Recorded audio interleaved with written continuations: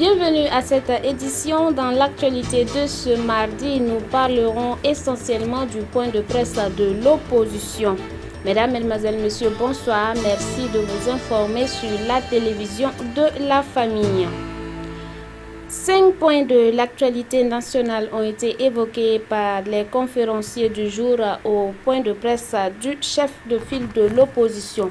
Des attaques terroristes à répétition, l'affaire de la forêt de Kwa à Bobo-Dioulasso, le scandale du charbon fin, la santé du général Djibril Bassolé et le dialogue politique au Faso. Le point avec Moïse Kinda.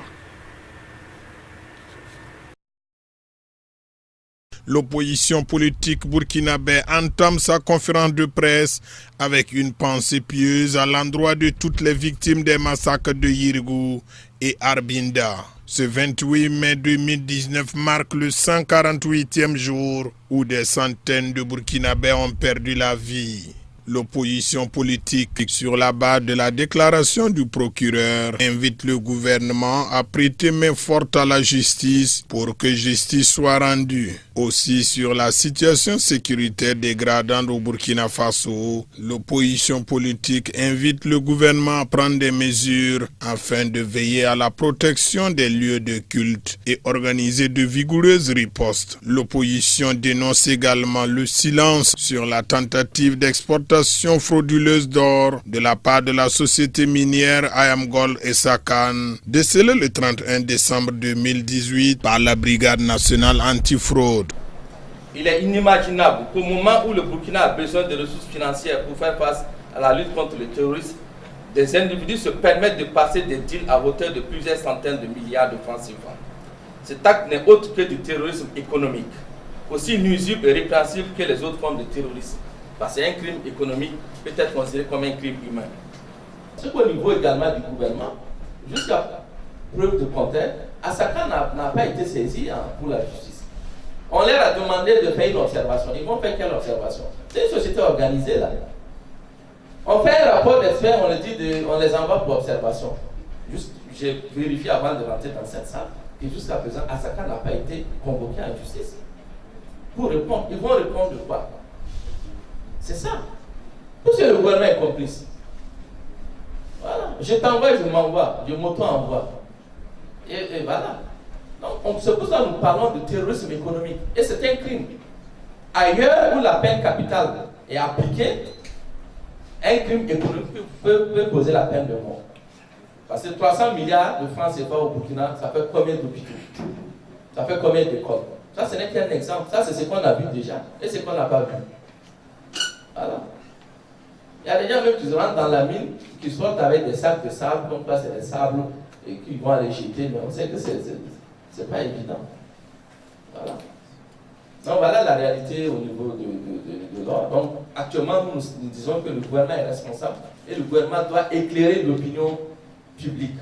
Et le procureur également doit éclairer les gens sur ce qui se passe au fond. Sur la santé de l'ex-ministre des Affaires étrangères du régime de Blaise Compaoré, premier général de la gendarmerie nationale burkinabé, l'opposition pointe du doigt le pouvoir du MPP de vouloir la mort de ce dernier. Le 6 mars 2019, le général Djibril Bassolé a été évacué en Tunisie pour y prendre soin sur l'autorisation des autorités burkinabées. Les soins devraient prendre fin en juin 2019.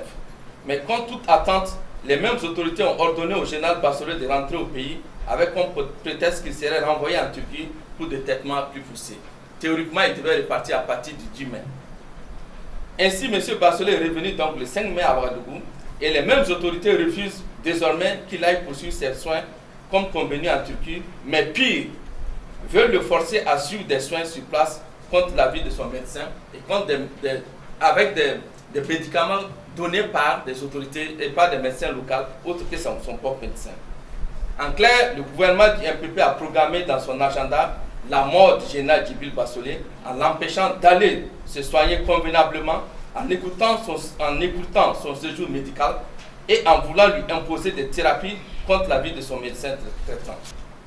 Au regard de la gravité de la situation, l'opposition politique, par ma voix, invite le président du Faso à tout mettre en œuvre pour permettre aux citoyens et à l'opposant Djibril Bassolé de se soigner dans les centres de soins appropriés et mieux dans les centres de soins de son choix. Au sujet du dialogue politique, l'opposition annonce que le comité préparatoire mis en place a commencé ses travaux et que tout se déroule bien normalement jusqu'à présent. 6,6% de taux de croissance, c'est le bilan de l'état d'avancement du plan national de développement économique et social courant l'année 2018. Cette revue nationale a été présidée par le Premier ministre Christophe Marie-Joseph Dabiré en présence des partenaires techniques et financiers. C'est sur une note de satisfaction que les acteurs ont validé le dit rapport. Jonas Tondé et Odette Zangena nous font le point. Au sortir de la revue annuelle du plan national de développement économique et social présidé par Christophe Joseph Marie Dabiré, il ressort que l'économie nationale a évolué avec une croissance de 6,6% en 2018 contre 6,3% en 2017. Sur le plan de défense et de sécurité, le ratio agent de sécurité sur population est passé de 1 sur 800 habitants en 2016 à 1 sur 729 habitants en 2018. Quant aux acquis au niveau du secteur de l'éducation, le PNDS a favorisé le recrutement de 6 665 enseignants, 51 formateurs et 18 encadreurs. En matière de gouvernance économique locale, on note l'augmentation du nombre de centres d'état civil secondaires à 1216 et sur le plan de la commercialisation des produits agro-silvo-pastoraux halieutiques phoniques, on note la mise en place de cette nouvelle unité de transformation. Et eu égard aux nombreux soubresauts constatés en 2018, le Premier ministre y voit des prouesses satisfaisantes. Je ne dirais pas qu'ils sont très bons, ils sont satisfaisants. Mais les performances auxquelles nous sommes parvenus, ça a été des performances qui ont été tirées au forceps parce que nos administrations centrales, nos administrations locales ont travaillé dans l'adversité. Et malgré cela, nous sommes arrivés à avoir un taux de croissance de 6,6%, ce qui est légèrement mieux que l'année dernière. Nous souhaitons tout simplement qu'on puisse continuer comme ça. Nous avons fait le point de la situation d'exécution du PNDES qui avance relativement bien. Nous avons également fait le point de la contribution des partenaires parce qu'ils étaient autour de la table avec nous. Ils nous ont indiqué leur volonté à continuer de nous accompagner dans la mise en œuvre. Ils nous ont donné, j'utilise le mot à bon escient, ils nous ont donné des conseils pour améliorer nos performances sur le terrain. Ils nous ont donné des indications sur la manière dont il faut que nous améliorons notre planification sectorielle de manière à ce que leur contribution puisse être beaucoup plus efficace que ce que nous avons atteint aujourd'hui. Les partenaires techniques et financiers, eux, réaffirment leur soutien sans faille à accompagner le gouvernement. Ainsi, c'est à l'unanimité que le rapport annuel de performance 2018 et le tableau de bord de suivi des réformes, des stratégies et investissements structurants ont été adoptés. Pour des résultats encore plus probants en 2020, des recommandations et des suggestions ont été émises, à savoir le renforcement de la présence de l'État dans les zones fragiles, l'appui et l'accompagnement des forces de défense et de sécurité pour faire face à la menace terroriste, l'établissement d'un pacte de renouveau social avec les partenaires sociaux du pays et l'accompagnement des collectivités territoriales. Et puis, le week-end dernier a eu lieu à l'église des Assemblées de Dieu de Gouguin les premières journées Cogemus, une initiative des premiers responsables de cette église pour animer la flamme des chrétiens en matière de louange et d'adoration, d'où le thème « L'importance de la louange et de l'adoration dans la vie du chrétien et de l'église ». Le reportage dans ces images de Yannick Kaboré. L'importance de la louange et de l'adoration dans la vie du chrétien et de l'Église, c'est autour de ce thème que se sont tenues les journées Cogemus de l'Église des Assemblées de Dieu de Gouguin les 24, 25 et 26 mai dernier. Initiées par les premiers responsables de cette assemblée, ces journées visent plusieurs objectifs, dont le principal est d'amener le peuple de Dieu à changer de comportement vis-à-vis des temps d'adoration et de louange et de s'approprier des bénédictions qui se cachent dans la louange et l'adoration. Et notre objectif est donc que les chrétiens puissent comprendre l'importance de la louange et de l'adoration dans l'église. De sorte que les chrétiens même soient là en attendant même qu'on commence les chants. Il ne faut pas qu'on finisse les chants, on a l'impression que d'autres viennent seulement pour la prédication. Or que c'est la louange qui est la plus importante, c'est ce que nous donnons à Dieu. La prédication, c'est ce que nous recevons. Mais la louange et l'adoration, c'est ce que nous apportons à Dieu. Le docteur Daniel Kambou fut l'orateur de cette première soirée. Il a jeté les bases de son enseignement en expliquant les termes louange et adoration. Pour le docteur, adorer, c'est se prosterner avec un état d'esprit disposé et conscient de la personne de Dieu. On peut aussi adorer Dieu à travers les hommes qu'il a créés en posant de bonnes actions. La louange, quant à elle, revêt le statut de témoignage verbal ou écrit à l'endroit du Seigneur. Et maintenant, quand tu exprimes les hauts faits de Dieu pour toi, quand tu dis ce que Dieu a fait pour toi, tu vois ce que Dieu a fait pour toi. Tu as entendu ce que Dieu a dit qu'il est pour toi. Tu as expérimenté cela dans ta vie. C'est à partir de là que maintenant, à travers ton attitude, à travers ta parole, alors tu dis de bonnes choses de Dieu. Pour le pasteur principal de l'église des Assemblées de Dieu de Goungé, c'est un enseignement qui devrait apporter un changement notable dans la vie des chrétiens. Vous savez, on n'a jamais fini d'apprendre. On dit que l'homme est un élève perpétuel. Ce que je viens d'entendre, ça prouve qu'il nous manque beaucoup de choses. Surtout par rapport à la louange et à l'adoration. J'ai beaucoup appris et ça va relancer beaucoup de choses dans nos églises. Si tout le monde pouvait avoir cet enseignement, il y aurait beaucoup de changements dans nos églises. Parce que réellement, l'adoration et la louange, ça manque beaucoup à nos chrétiens. On retient donc de cette première soirée des journées Cogemus que l'adoration vise la personne de Dieu et la louange vise les actes et les faits de Dieu.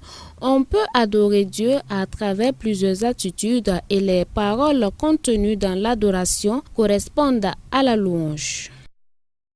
L'actualité de ce mardi à l'international en Guinée-Conakry, c'est à coup de pelleteuse que des maisons du quartier Dar es Salam ont été rasées sous le regard des habitants. Le gouvernement a entamé récemment une opération de déguerpissement dans ce quartier situé dans une décharge à la périphérie de la capitale, Conakry. En Guinée-Conakry, c'est à coups de pelleteuse que des maisons du quartier Dar es Salam ont été rasées sous le regard des habitants. Le gouvernement a entamé récemment une opération de déguerpissement dans ce quartier situé dans une décharge à la périphérie de Conakry. Bien que les autorités ont émis un avis d'expulsion de 3 mois, les habitants affirment avoir été pris au dépourvu par les démolitions. Plusieurs personnes jeûnent en ce moment et on les a cassées. Ils ont détruit ma maison qui était ici. Ils l'ont détruite devant moi. Je n'ai pas d'autre choix que de laisser à Dieu. Si le gouvernement a pitié de nous, le Tout-Puissant aura pitié de nous. C'est tout ce que nous avons. Alpha Condé doit développer ce qu'il a déjà construit, pas le détruire. Mais si Dieu a décidé qu'Alpha Condé doit détruire et qu'il a pitié de nous, alors nous le laisserons à Dieu. Des habitants priaient de déguerpir par mesure de sécurité car en 2017, 9 personnes avaient péri après des pluies torrentielles dans ce même bidonville. Sans solution de relogement immédiat, les responsables du département de logement du pays joignent leur voix aux riverains et dénoncent la méthode. Ici, c'est les enfants des pauvres qui sont là. Nos pauvres papas ont mis tout leur avoir pour nous construire ces maisons-là. Donc, nous, notre présent et notre avenir, c'est dans ça. On n'a pas d'avenir ailleurs. Donc, si l'État veut aujourd'hui nous faire quitter, il faut qu'il nous accompagne dignement. Le gouvernement guinéen a promis d'indemniser chaque famille affectée par une somme de 20 millions de francs guinéens, soit 2 000 €, un montant jugé insuffisant par les déguerpis. Et puis un mot sur la faune au Kenya. Un laboratoire technologique pour protéger les espèces animales menacées d'extinction a été mis en place. Suivons ensemble. C'est dans le souci d'une meilleure protection des espèces animales qu'un laboratoire technologique a vu le jour dans la région centrale de Laikipia au Kenya.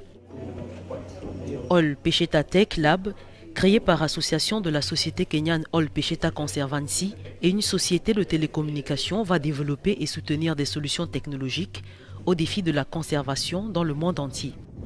Le laboratoire utilisera également l'Internet des objets pour suivre et protéger les animaux en danger critique d'extinction dans le sanctuaire. Ol Pesheta est une parcelle de terrain de 90 000 acres et nous voulons savoir quand notre clôture est ouverte et quand elle est fermée. Et quand elle est déployée sur le terrain, elle est en mesure de nous donner des informations en temps réel du terrain au bureau. Ol Pesheta abrite la plus grande population de rhinocéros noirs d'Afrique de l'Est et les derniers rhinocéros blancs du monde. On y trouve également d'autres animaux sauvages, notamment des lions, des girafes et des zèbres. Nous avons déployé des stations de base partout dans la réserve d'Ol Pesheta afin de couvrir à 100% le réseau d'appareils Internet, des objets IoT, et la couverture de téléphonie mobile dans le parc est un peu floue. Parfois, vous allez dans une vallée et vous perdez le signal du téléphone mobile. Donc, en ayant le réseau IoT dédié aux appareils IoT, cela garantit que nous aurons toujours le signal et les données des capteurs. Le laboratoire technique contribuera également à la surveillance en temps réel de tous les animaux grâce à des plateformes technologiques telles que Heft Ranger, déjà utilisées dans des parcs en Afrique du Sud et en Tanzanie. Heft Ranger associe des lectures de capteurs à distance à des mouvements d'animaux, des suivis sur des radios et des véhicules, des photos de pièges photographiques et des données de géoclôture alimentées par GPS pour permettre aux gardes forestiers dans les réserves fauniques et les parcs d'avoir une vue dégagée sur les zones protégées. Le braconnage a augmenté ces dernières années en Afrique subsaharienne où des gangs criminels bien armés tuent des éléphants pour les défenses et des rhinocéros pour les cornes. Les parties d'animaux sont souvent expédiées en Asie pour être utilisées dans la fabrication d'ornements et de médicaments. Dernier élément de cette édition, en Gambie, 7 militaires ont été condamnés lundi par une cour martiale à 9 ans de prison et un autre à 3 ans de prison pour fait de trahison et mutinerie contre le président Adama Barrow, quelques mois après le départ forcé de Yaya Jammeh.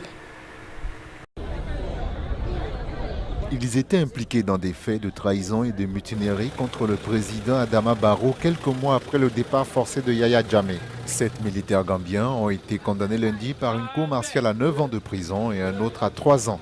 Les mutins étaient sous la direction d'un ancien proche de Yaya Jammeh. Nous avons vu que c'est une justice sélective. Nous sommes prêts à suivre le processus jusqu'à la haute cour. Les conspirateurs qui avaient plaidé non coupables ont été accusés de 9 chefs d'accusation, y compris de trahison, pour complot en vue de détenir des ministres et des responsables militaires. Sur 12 militaires détenus et inculpés depuis 2017, la cour martiale de Yondoum, à 25 km de Banjul, en a acquitté 4 et reconnu coupables les 8 autres avant de prononcer les peines lundi. La cour a déclaré qu'ils étaient en contact avec Yaya Jammeh sur WhatsApp et qu'ils avaient discuté de l'attaque de troupes dans des zones toujours considérées comme loyales à l'ancien président. Voilà, c'était là le dernier élément de cette édition. Merci de nous avoir suivis. Un bonsoir spécial à tous ceux qui nous suivent depuis la ville de Manga. Excellente suite de programme sur Canal Vulgaire.